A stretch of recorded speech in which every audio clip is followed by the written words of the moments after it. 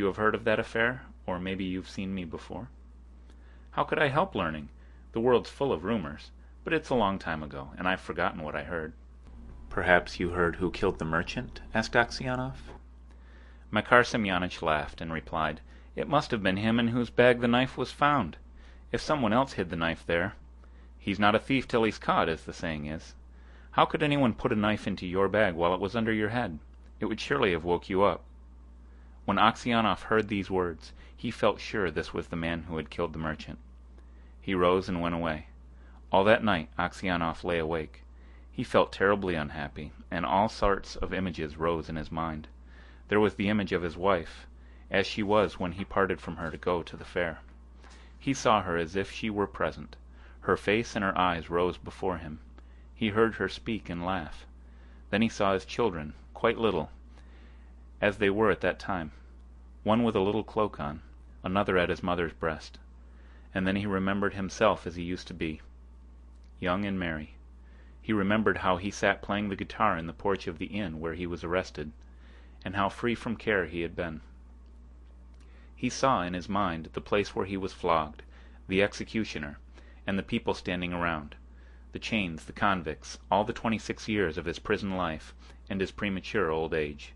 The thought of it all made him so wretched that he was ready to kill himself. "And it's all that villain's doing," thought Aksionov, and his anger was so great against Makar Semyonich that he longed for vengeance, even if he himself should perish for it. He kept repeating prayers all night, but could get no peace. During the day he did not go near Makar Semyonich, nor even look at him. A fortnight passed in this way. Aksionov could not sleep at night, and was so miserable that he did not know what to do. One night, as he was walking about the prison, he noticed some earth that came rolling out from under one of the shelves on which the prisoners slept.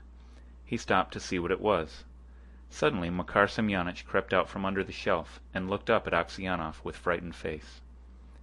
Aksionov tried to pass without looking at him, but Makar seized his hand and told him that he had dug a hole under the wall, getting rid of the earth by putting it into his high boots, and emptying it out every day on the road where the prisoners were driven to do their work.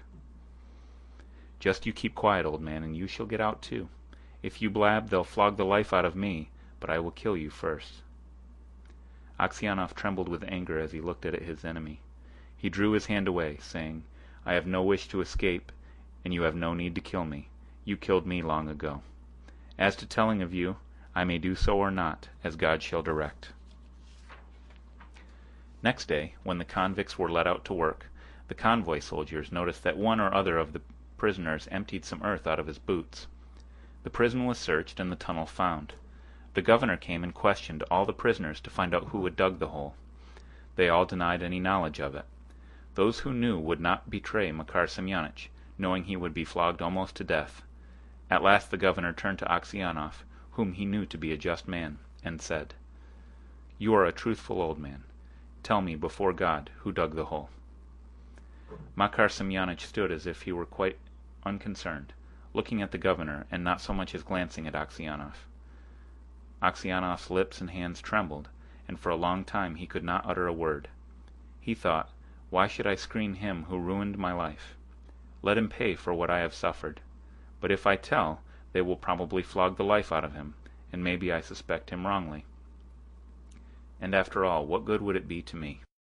"Well, old man," repeated the governor, "tell me the truth. Who has been digging under the wall?" Aksionov glanced at Makar Semyonich and said, "I cannot say, your honor. It is not God's will that I should tell. Do what you like with me. I am in your hands." However much the governor tried, Aksionov would say no more, and so the matter had to be left. That night, when Aksionov was lying on his bed and just beginning to doze, someone came quietly and sat down on his bed. He peered through the darkness and recognized Makar. "What more do you want of me?" asked Aksionov. "Why have you come here?" Makar Semyonich was silent. So Aksionov sat up and said, "What do you want? Go away, or I will call the guard." Makar Semyonich bent close over Aksionov and whispered, "Ivan Dmitritch, forgive me." "What for?" asked Aksionov. It was I who killed the merchant and hid the knife among your things. I meant to kill you too, but I heard a noise outside, so I hid the knife in your bag and escaped out of the window." Aksionov was silent and did not know what to say. Makar Semyonich slid off the bed-shelf and knelt upon the ground. "Ivan Dmitritch," said he, "forgive me. For the love of God, forgive me. I will confess that it was I who killed the merchant, and you will be released and can go to your home." "It is easy for you to talk," said Aksionov, "but I have suffered for you these 26 years. Where should I go to now? My wife is dead and my children have forgotten me. I have nowhere to go." Makar Semyonich did not rise, but beat his head on the floor. "Ivan Dmitritch, forgive me!" he cried. "When they flogged me with the knot it was not so hard to bear as it is to see you now. Yet you had pity on me and did not tell. For Christ's sake, forgive me, wretch that I am." And he began to sob. When Aksionov heard him sobbing, he too began to weep. "God will forgive you," said he. "Maybe I am 100 times worse than you." And at these words his heart grew light, and the longing for home left him. He no longer had any desire to leave the prison, but only hoped for his last hour to come. In spite of what Aksionov had said, Makar Semyonich confessed his guilt.